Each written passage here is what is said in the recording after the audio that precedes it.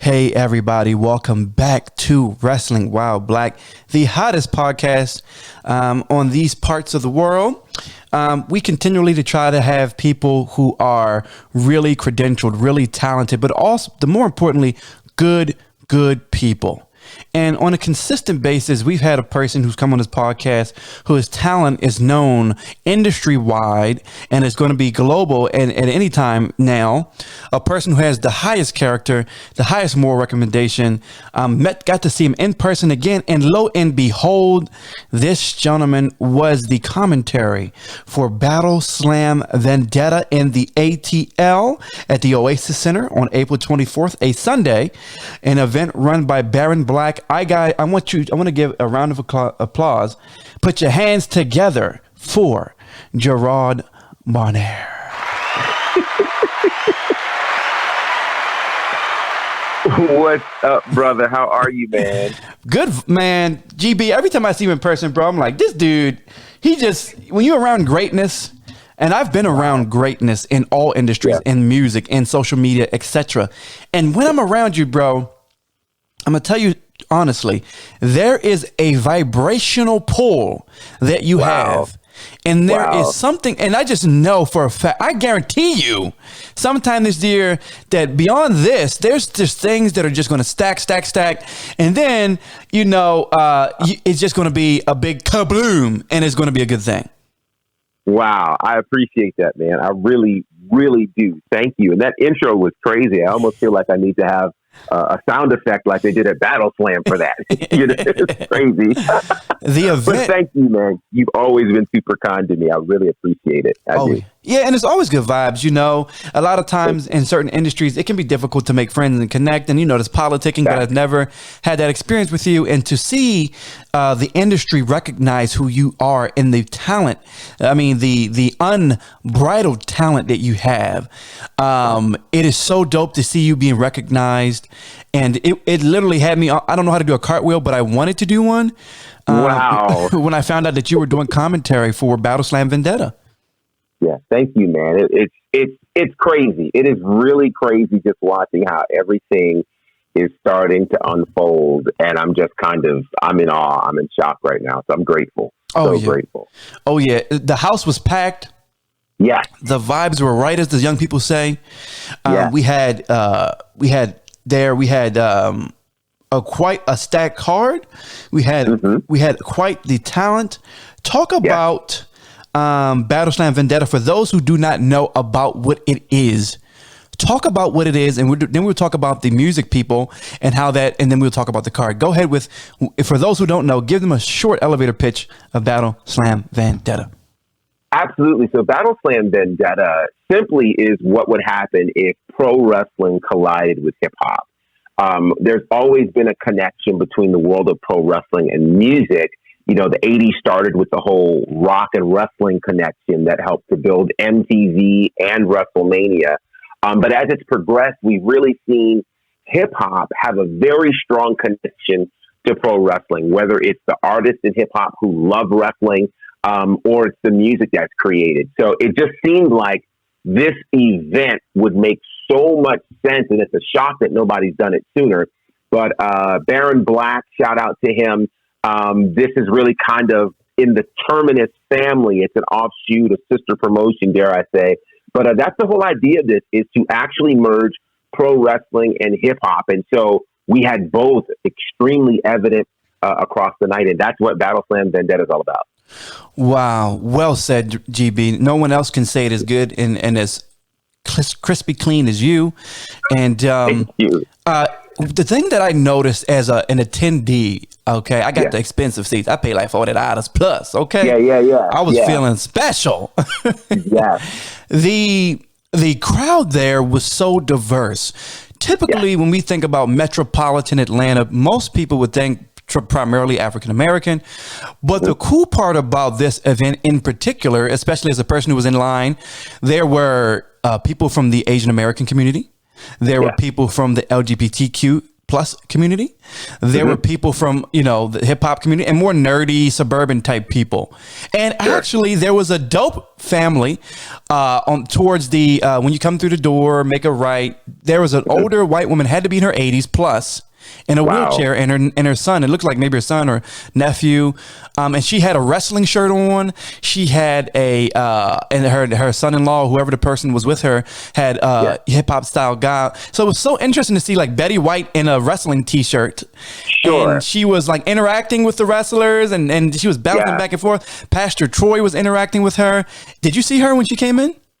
I think I saw her. I was all over the place that night, but I definitely remember the lady you're talking about. I remember seeing the woman in the wheelchair. Yes. I did not realize her age or anything like that. That is age, that's incredible. But that's the beauty of pro wrestling. Like the actual makeup of our audience is so diverse, and I think people also misunderstand the real dynamics of hip hop. Hip hop has always been associated as something that is quote unquote urban and young. But, if you look at the stats in terms of who's buying hip hop, the majority of the folks purchasing are Caucasian. Yep. And they're Caucasian folks. And so so it's diverse, and hip hop is the number one genre in the world right now. Yes. So you're going to find this crazy cross section. And I'm really glad that the audience really represented and displayed that. Oh, yes. And it was definitely, and we use this word a lot in society now, safe space, but definitely it was I didn't feel out of place. I didn't feel awkward. I didn't feel just intimidated. It was a great mix of people. The wrestlers on the card mingled with people. They got to talk to people. They made themselves relatable. Yeah. And you have some of the top stars in our industry here, like yourself, who are very approachable and who are very friendly. And it was like, this is the wrestling community at its best. Yes, right? I totally agree. Yes. And my crush, Queen Amita, was there. I was like, she literally is wifey goals. She was She was there, got an autograph, got the signature. She was so grateful. She was so friendly, so nice, and just all the great people. I even saw, Big Shotty Lee's girl who was there as well. She's so talented, and she, what was her name? Jesus Christ, my brain is. Her last name is Hart. Yes, Julia Hart was there. Yeah, Julia Hart. Yes, and also the cavalry, the infantry was there. So let's hop into the show. Pastor Troy and the DJ was killing it as well. But Pastor Troy comes in, boom, boom, boom, getting it going, getting the crowd pumped. Talk about what it means to have someone, especially in ATL, Pastor Troy, to be, I guess, to open the event up. Yeah, I thought that was huge. I thought it was absolutely huge. You know, one of the things that I wondered coming into this event is, okay, how would it be formatted? You know, would it be all wrestling and then the hip hop piece? How would it be merged? I think to kick it off with Pastor Troy was massive. He's a huge name in hip hop and, of course, in ATL.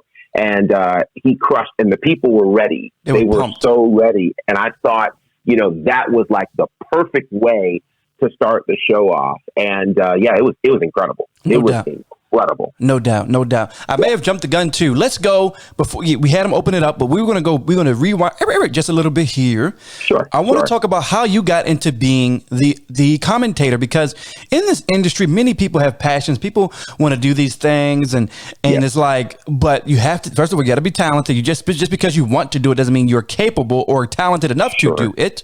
Sure. So talk about your relationship with Baron Black and the Terminus family, so to speak, and how that came about. Walk us through that, because obviously you're the GA, and you and your Mike Benefield, I think Mike Benefield, right? Brandon Benefield. Brandon Benefield are, obviously winning so many awards, announcing Teen of the Year in 2020. Actually, repeat, like back to back. Yes, sir. Talk about that, how you got into doing this, and in terms of this specific event and that relationship with Baron Black. Walk us through that. So what I love about this, these are the stories that people don't ever really think happen like this. Mm-hmm. But my entire wrestling career has felt just like this. So when Battle Slam first was announced, I bought a ticket. Mm-hmm. I was not scheduled to do commentary.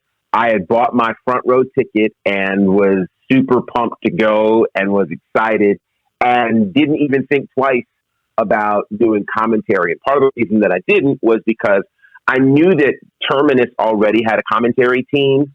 So I didn't know who Baron would be asked. I didn't know any of that. Literally 24 hours before the show, I'm out with my son. We have our Publix run. It's kind of a thing we do. Mm-hmm. And I happened to check my DM on Instagram, and shout out to Jabari McIntyre from the Nation of African American Wrestling, incredible guy. Mm-hmm. He was like, check your DMs. Baron Black is trying to get a hold of you. Mm-hmm. So I'm like, okay, great. And Baron reached out and he said, hey, listen, man, something happened. And we want to know if you'll call commentary tomorrow. Mm-hmm. And so I'm like, absolutely. You know, and so how Baron and I know each other is I've been doing work since December 2020 over at the Nightmare Factory. And that's where I met Baron, called some of his matches for some of the things that we were working on there. I'll be perfectly honest with you and tell you, I really didn't know that he even noticed me because we had not had a lot of interaction. Mm-hmm. You know, it's not like, you know, we were super chummy. And so I was really surprised to get the call. And but one of the things that I've learned in this business and in life is if you stay ready, you don't have to get ready. And so for me, it's like, all right, well, if this is the shot, let's go for it. Mm-hmm. And I had no clue who my commentary partner would be. Mm-hmm. I knew really nothing other than I had already planned to go. Mm-hmm. So from there, my normal process, you know, if I get time, and I say if I get time because sometimes I don't always get time, mm-hmm. but if I get time to be able to prepare, and I got to explain. Break it down. When I say sometimes I don't get time to prepare, mm-hmm. that means sometimes if I get a call, it may not be a week, 2 weeks, 3 weeks before the event. Mm-hmm. It'll happen just like it happened then. Or my first time at Southern Honor was literally, I got to the show and they were like, do you want to do commentary? So, you know, it's one of those things where you just stay ready. But thankfully I had 24 hours. So I did, you know, whatever research I needed to do to come in prepared. And when I got there on Sunday, found out that I'd be working with Shug D, mm-hmm. which some might know as Pineapple Pete from AEW. Mm-hmm. And that was really cool. I really enjoyed that. And he didn't know me. We had not formally met. Mm-hmm. So, and I laugh at this now. He doesn't even know how funny this is, but he asked me this one simple question before we started. And I understand exactly why he asked. He said, hey, just want to know, I know we're doing commentary tonight, just want to know, how extensive is your wrestling knowledge? Mm-hmm. Now, he asked that question for a very simple reason. He's called with a lot of different people with a variety of wrestling knowledge. And so for him, it was understanding, okay, where does he have to go in terms of commentary to make the night work? Mm-hmm. Those who know me know how me and wrestling get along. So I simply said, oh, it's extensive. Mm-hmm. And he felt comfort with it. And then we rocked and had an amazing night. But yeah, that's how it happened. I literally got the call 24 hours before the event. Wow, that man, yeah. What a testament to being, like you said, be ready so you don't have to get ready. Absolutely. Talk about, was this something that was streamed on, was this, because you were doing the commentary, where was this streamed, like on Fight TV or something? So here's what we know. Mm-hmm. What we know, and this is all Baron told us before the show started, and he's reiterated that it was being recorded to air on, in his words, quote, a major streaming platform. He did not tell us what it was because he was finalizing the deal. So we will likely all find out. But I will say that there certainly was some really significant work being put into it. So wherever it ends up, which it definitely will end up somewhere, I'm excited for whatever that looks like. So everybody will be able to see it. I love it. I love it. So we open up with Pastor Troy, and then we get into the first match. Now, I have this thing here, but if you have the card, I'll let you go. Do you have it up in front of you? I do. Okay, because I don't think what I have online is accurate. So let's start with the first match. Who you have? Sure, it was Lee Johnson against Leon Ruff. All right, so Lee Johnson, talk about that match and what you got out of it. I thought it was very physical and a lot of different things going on with that. Yeah. For sure. I thought it was a great match of two different styles. You know, of course, we've seen Lee Johnson and his run in AEW. Leon Ruff, obviously amazing talent from Evolve, had great time in NXT. And I think people are excited to see him now in his post-NXT run.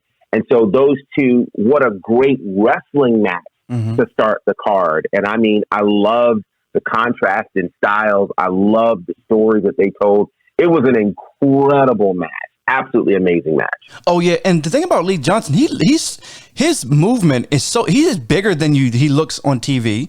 Yes, he's is thicker, and his power comes through. His power slams, body slams. The dude is he got some power to him.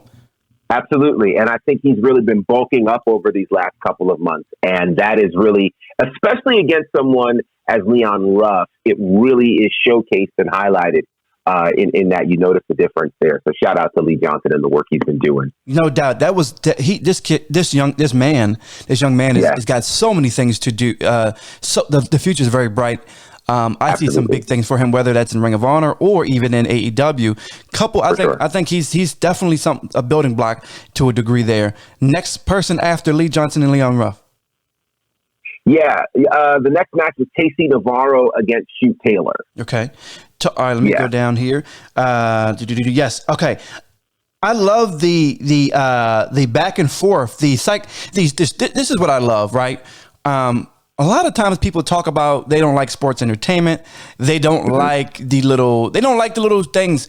But here they had a little thing where they both were wearing different jerseys of different teams. Shoot Taylor being from the ATL, Casey Navarro being from Miami. They shot a promo in each other, and this is right when the playoffs was happening, and these two teams are battling it out in the playoffs and getting good heat. Casey Navarro, I ended up liking Casey a little bit more, even though he was, in my opinion, I guess he was the heel in this situation. And the crowd really responded to Shoot, the local kid. Talk about this match. I thought it was great, very physical, great talk, trash talking, great mic work, and these young men put on a show for us. I love what you mentioned about the sports entertainment aspect of it. And it's interesting. I think this is one of the things that, again, differentiates Battle Slam from Terminus.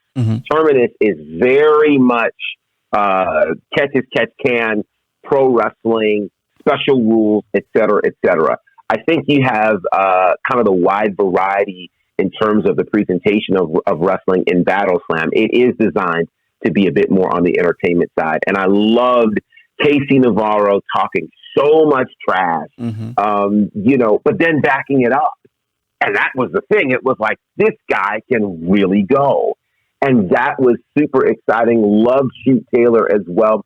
I think these are two young talents that if the industry is fair, we're going to see them do some pretty significant things over the years because they're exciting talent. Oh, extremely explosive, extremely acrobatic. Casey Navarro, the poise that these young men moved in the ring.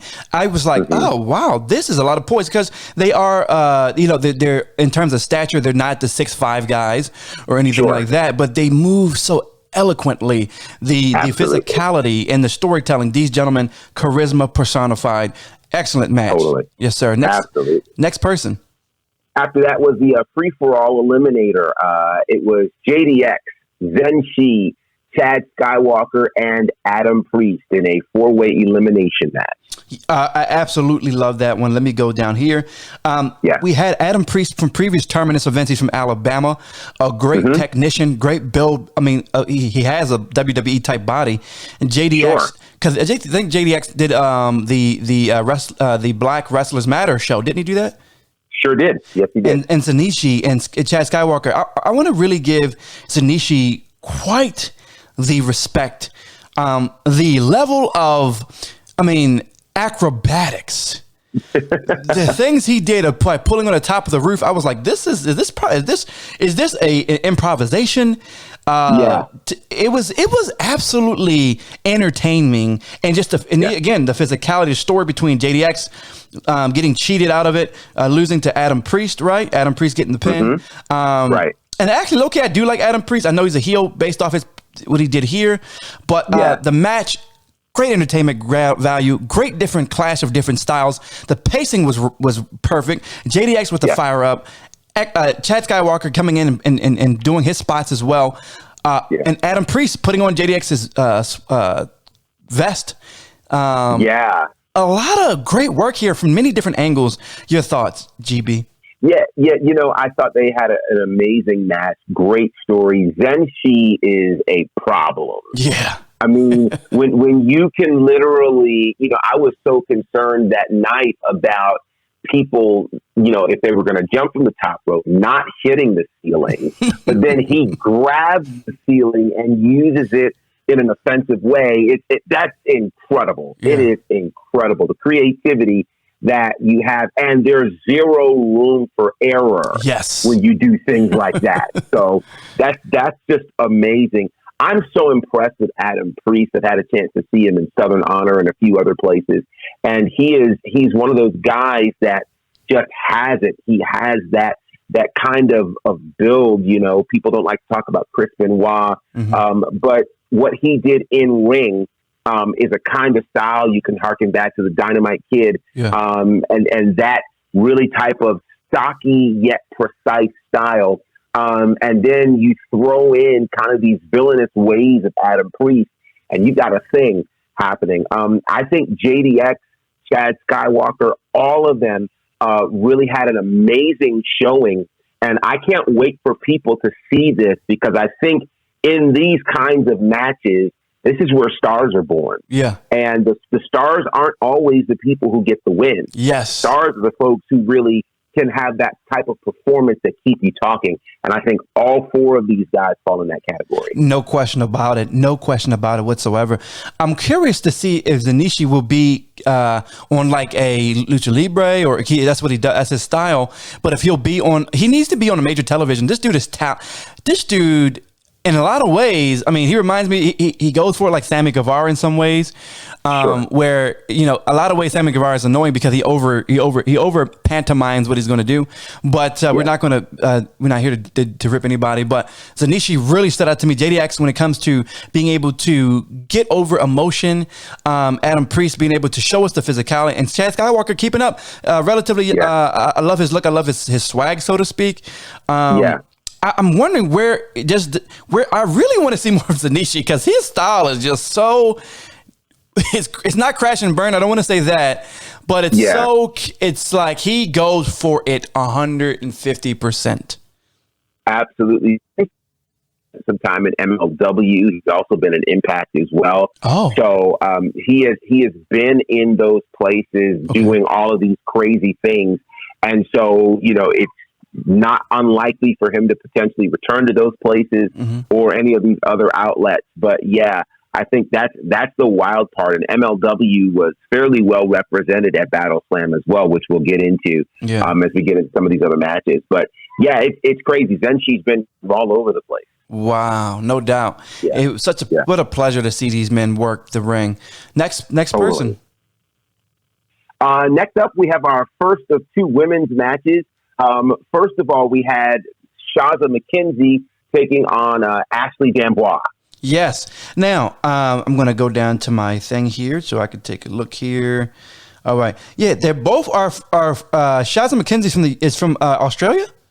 That's right. That's right. Cool. I loved her accent. I loved the psychology between her and the ref.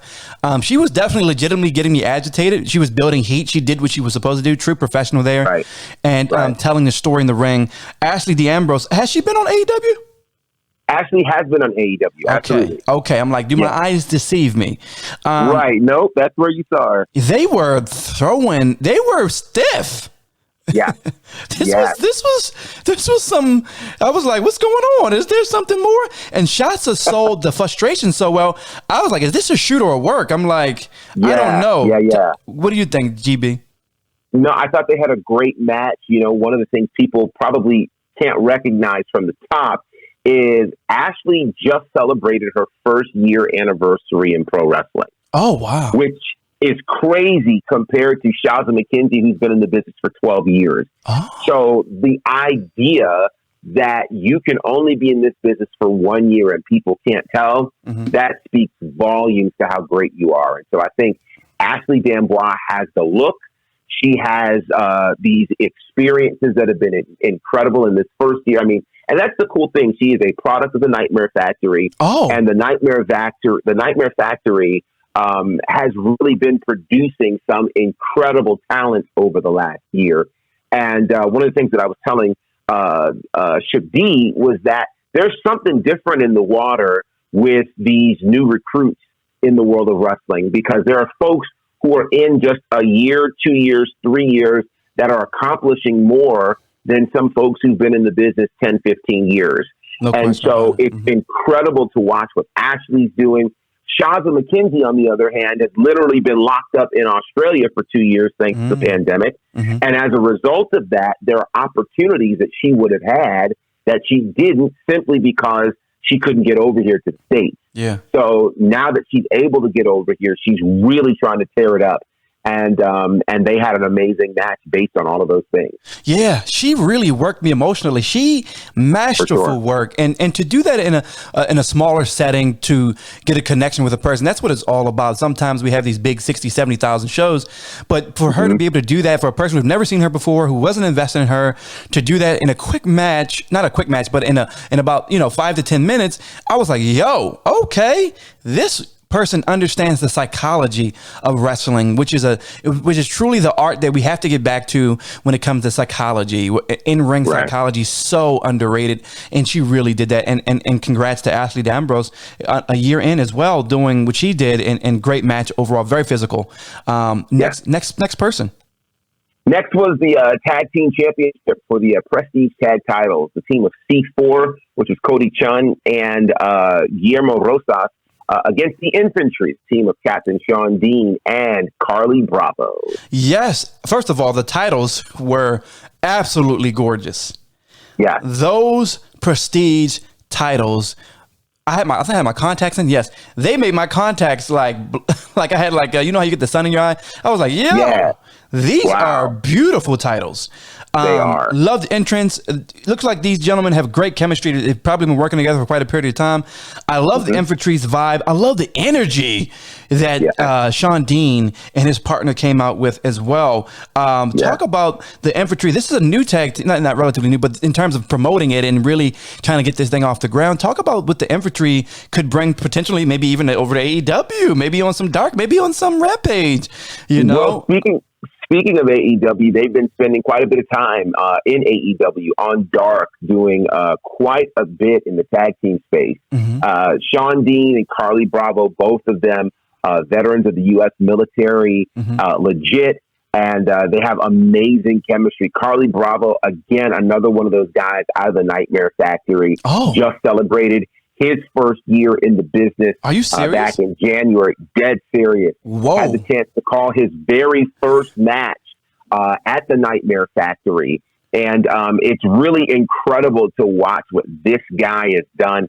Carly Bravo, before he hopped into the world of pro wrestling, was a rapper as well. So this event made perfect sense for him. Him and Sean Dean, of course, 15 years in the business. These guys have amazing chemistry.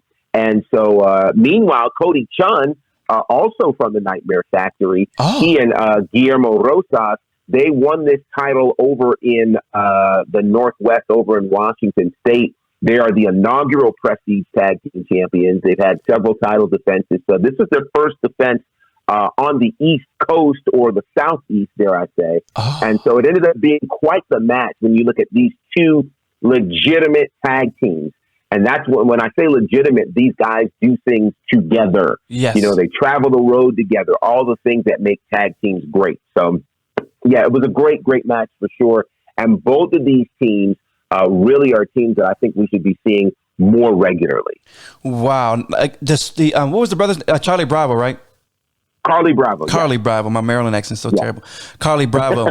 This dude, this is my Baltimore accent, oozes Yes. I'm going to say it one more time. Oozes charisma. Totally. He understands. He has an air. He's a USMC guy, right? United States Marine Corps. My brother is a Marine Corps. He has a charisma. He has he's something about him that I'm like, this dude, I want to be like this. He's cool as hell. Like, you want to be around him. You know what I'm saying? He is that guy. Yeah. And I remember the very first time I saw him in his first match, I couldn't believe that he had only been training at that point for 12 weeks. He's a guy that gets it. And that's one of the reasons he's been given so many opportunities. He's a regular on AEW Dark. And, you know, he's just been in some incredible places. Was down Mania weekend and doing some things in GCW and with Zicky Dice. And like, he's been everywhere. And I really think it's going to be just a matter of time before we see him as a regular in one of these major promotions. He's got it. Oh, yeah. Oh, yeah. Actually, I would love to see more. One thing about AEW, I would love to see a little bit more diversity in the tag spot in terms of people of color. I love the diversity of groups. We got some great Latinx folks, great, of our Caucasian brothers. But we need some cool Hobbs and Ricky Starks. There might be something brewing here, sir. I think they've got something. Yeah, but the infantry, I think they could be another team that you could plug in as well as a rotational guy. They don't necessarily have to be on TV all the time, but just to kind of give a good change of pace on Rampage or Dynamite. I do like the swag. And I think they could be lovable in a lot of ways. In some ways, they remind me of like a utility, like almost like Teston Albert, Prince Albert, that type of like utility guys, TNA, like utility guys, and have like a swag and a different look and a different interest, just a different presentation as well. Yeah. I'm falling in love with those two guys. So who was next on the card?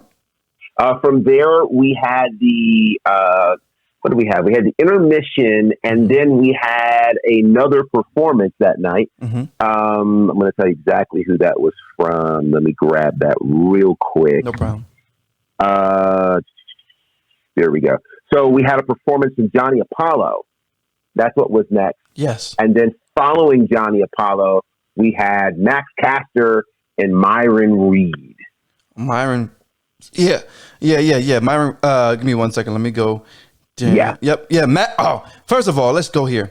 Max Caster's all the ladies love them some Max Caster. Yeah. I was watching. This dude he's got a cult following, man. He does. He totally does. I was just peeping. I was sitting in the cut watching him. I'm like, he has a brother, right? His brother was there, right? I don't know if his brother was there or not. Who was the young man with the Detroit Tigers hat? He looks, he's a very muscle bound young man as well. He's in front of the door. I thought that was that. I'm pretty sure. I thought it was his brother, or maybe if he has. I'd have to double check. I'm trying to remember who that was. Yeah. I don't know. Off the top of my head, I don't know. Okay, no problem. But anyway, Max Caster, people were signing in those hats. He's a star. People love him. I did not know that he had such a cult following. Talk about that before we get into the match. Talk about Max Caster and the cult of Caster. Well, I'll tell you, he has a following for a few reasons. I think men love him because obviously he's an incredible rapper. He actually has an album out that he just released a couple of months back under the name of Platinum Max, and that's been doing fairly well. So he's got that, and of course, women love his look, and he's kind of the bad guy, and so he embodies all of that. And so when you as a wrestler can be the guy that men love and women love, you're a winner. Yeah. He's for a dude that is so. He's a sizable young man. He moves like a dude you could tell that played in at high level other sports. Sure. Well, his dad is a former NFL player, so he certainly gets the sports scene honestly. Yeah, he is very fluid mover for a guy. Myron Reed did his thing. I love the physicality. And then Max was talking smack when he was rapping. They had a little freestyle battle at the beginning. I think Myron got him a little bit, but then he ruined it at the end when it comes to the battle rap. And then, but it was a nice little thing they did before the match. Talk about the Max Caster Myron Reed match. This is a match that's almost kind of a dream match. You got Max Caster, who obviously has been doing a lot of tag team work in AEW, but is a great singles competitor in his own right, against Myron Reed, who's the current 3-time MLW middleweight champion. And Myron Reed is a fixture in MLW. He has done some incredible things there. So not every day we get to see kind of an AEW versus MLW situation happening. This was going to be a great match, and it definitely lived up to the billing. Myron does some insane things. Yeah. And Max, on the other hand, he can do some high flying things, but he's also got a real strong ground game, and he manages to use that really, really well. So these two had great chemistry in the ring, and I'd love to see them do it again. No doubt. Myron Reed's, again, super fast, super agile, not afraid to do some things in the ring, not afraid to push himself to the limit there. Excellent to see Max Caster, freaking superstar, continues with his raps. And I think, honestly, I could see him being a TNT champion at some time, in the... I can definitely see him being a TNT champion at some time in the next couple of years.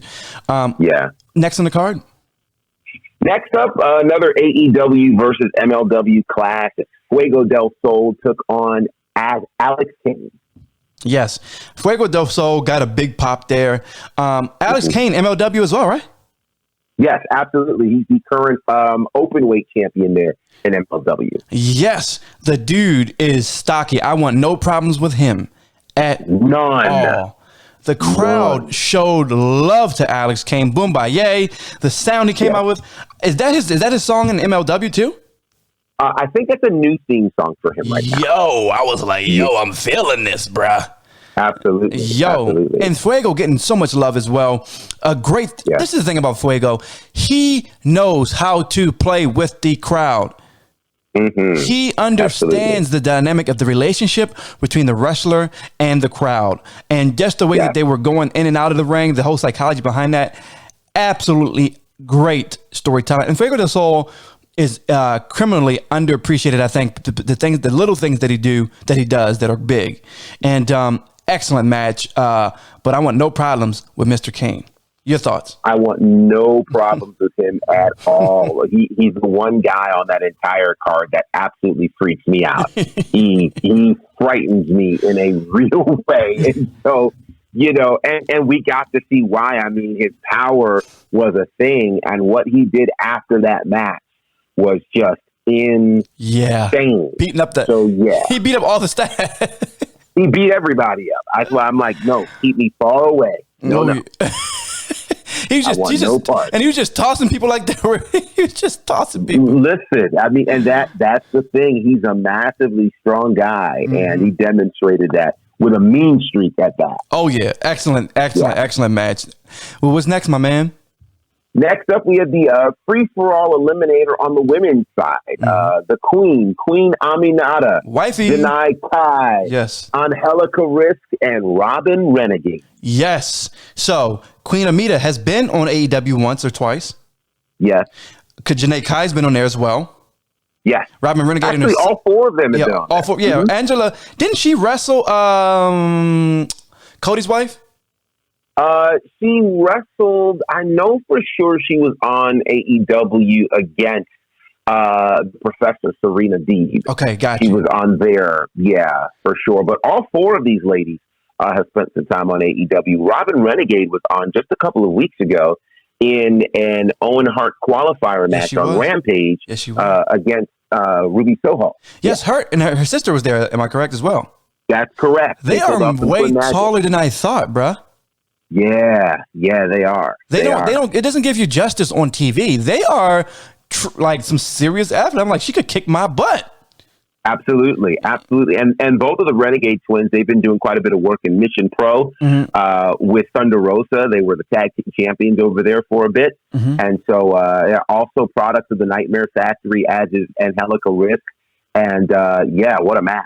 And she's so very personable, Robin. I was kind of scared at first. I was getting my autograph from Queen Amita, and she spoke to me. I was like, yeah, hey, what's up? She is so I love her personality. Let's talk about this match. I'm going to break it down real quick. Obviously, I'm biased. I love Queen Amita. That is my favorite person in the whole world. I'm a stand for her as much as I am for Bianca Belair or even Naomi. Yeah. and Janae Kai, just, oh my God, this match so well worked across the board. The psychology beginning in the beginning with her, with Angelica Risk versus Queen Amita, and then even Robin doing her little comedy piece there. You know, when you watch it, guys, you'll see what I'm talking about. Excellent. Yeah. And Janae being a striker, lying in wait for her moment to get her kicks in. And Queen Amita, great worker. I mean, across the board, because this match could have been really good or really bad. It was really good. I mean, all of them delivered. All of them had great pacing. All of them had great timing. The strikes were brutal, bro. Your thoughts? Yes, they were. Your thoughts? Yes, they were. I thought this was a great match. And, you know, as people are wondering about what does the future of women's wrestling look like, I think these 4 women demonstrated that the future of women's wrestling is in great hands. Queen Aminata is a star. I just need that to be known throughout the world. Let's say it again. She is a star. She is unquestionably a star. Yes. And the things that she has done, her charisma, her ability to communicate, you know, this mixture of being amazing to look at and yet amazing to watch. Yes. You know, she is both sizzle and steak. I mean, it is incredible to really watch the fact that someone can be like her and have the amount of substance that she has. And that's what made this thing work. I think historically, you know, with what has happened in the past with women's wrestling, there's been either a heavy focus on either action or look. But now we're in a space where you need both to be successful. And I think Queen Aminata is the poster child for who's got next. And that's taking nothing away from any of the others, because quite frankly, you have 4 stars in the making, all in this one match. Janai Kai was my God. The kicks. Ooh. The kicks. And this is the thing. There's really nobody like her in this business right now who has such a strong focus on the martial arts and like legit can take you out. You know, and Angelica Risk really has a lot of the luchador style to her. And again, she's still relatively new in the business. And then Robin Renegade has a lot more power than people give her credit for. Some of those strikes she had were just brutal, absolutely brutal. So I can't say enough about this match. It was a great match. And believe me, if ever these 4 ladies, any version of them, come to your city, you've got to watch them in the ring because they are incredible. No question about it. And in many different shows and promotions, they could be the main event. That match could have been the main event. Seriously. Yeah. Whoever signs Queen Aminata, whoever signed her, they're going to get I can see her on WWE but this is the thing. They got to not make her character too cartoonish, because let her be her. Just let her be her as is. It's sophisticated. It is powerful. It is absolutely the people were literally throughout the match, we were saying, "Oh, hail Queen," and I made sure I said it. I almost lost my voice because of me doing that. Yeah. Absolutely. She's a star, bro. There's something about when someone walks into a building and they just have it. There's a reason why Prince was Prince. There's a reason why Mike was Mike. There's a reason why Michael Jordan was Michael Jordan. And Queen Aminata has it. And it was an excellent match. Yep. Next match. And that was the precursor to the main event, which was Lee Moriarty taking on Baron Black. Yes. Wow. Lee Moriarty, second time, because I know he competed on Terminus 2, right? Yes, he was on, I believe, the first Terminus. The first one. Okay, yes. Lee Moriarty. The dude is actually taller than I thought. Yes. Way taller than I thought. Baron Black, this dude is a striker, bruh. He is. He totally is. He's so powerful, so strong. He's able to, again, emotion. Lee, just the love that these two, the beat down that they put on each other, and then at the end for them to end it the way they did, which was dope. Because I didn't know, like, is Baron going to turn heel? Is he going to do something? It was a great storytelling, and it was so nice to see Baron again, a great worker, very powerful, very strong, and it's always a pleasure to see and there is no hype with Lee Moriarty. He is what he says he is, and so great. Your thoughts? Yeah, I totally agree. I think Baron Black has been in his bag in these last few matches that he's had, be it Terminus 2 and that insane match against Jay Lethal, or this match with Lee Moriarty, or even previously, his match for the ROH World title. I think he is really showing people that, he's got what it takes. He absolutely has what it takes. Lee Moriarty, I think people forget sometimes, he literally was in the top 50 wrestlers in the entire world on the PWI 500 in 2021. He is that, and that was before he got signed to AEW. He is a talent. Yeah. And so to see these two in the ring, absolutely killing it, was amazing. And it was intriguing to see just how the crowd was so into it that they, sometimes people take silence from a crowd as they're not into it. No. In Japan and in Europe, silence is, okay, I'm literally watching an artist at work. Yes. So, I will respond when necessary, but I'm fully engaged. And the people were fully engaged in this match. And it's, again, one of those that you have to see to believe. An amazing pairing with Lee Moriarty and Baron Black. Great. It was an excellent way to close the show. Also, I think Lee has a spot maybe in the Blackpool Combat Club. I think he should have a spot. I think it would be great to see him there. Yes, totally. Because he's a striker. He's a technician. Mm-hmm. He has all the moves. He's badass. He needs to drop. Black people, we don't do too much blading because that's not really our thing. But but we need to see him maybe spill some fictional blood there, and I think there could be some space for him. I think he would be well loved in that faction if that happens. But all in all, my whole thing, the show was amazing. Great vibes. We left around 11:30. I went home thinking, damn, I love this stuff. Damn, I love professional wrestling. I left it loving it more, and that's what you want. Absolutely. And again, I think the combination of pro wrestling and hip hop is a marriage made in heaven. And I'm glad that it has finally happened. And shout out to DJ Michael V, who killed it. He was that guy. Yeah. And and shout out to Josiah Williams, who also brought down Baron Black. He rapped his intro, and Josiah, aka Wrestle and Flow, is that guy. Mm-hmm. And so I'm really glad he was. And this was his first independent show. Most people don't know that. Oh, really? Okay. But it was because all he had done prior to was NXT. And so this is a big deal. Of course, his voice is everywhere. It's on AEW themes, NXT themes, Impact themes. It's everywhere. And so I'm really excited for him. And what a night. What an amazing array of talent. Honored to be a part. Pure, unadulterated Black excellence. Absolutely. Baron, keep up the good work, sir. You show good vibes when I met you at the spot. Next time I'll have a longer conversation with you and dap you up a little bit more. And bro, you're just keep doing what you're doing. GB, as always, sir, more than a pleasure. Guys, see, when I get these, I want my audience to understand, okay?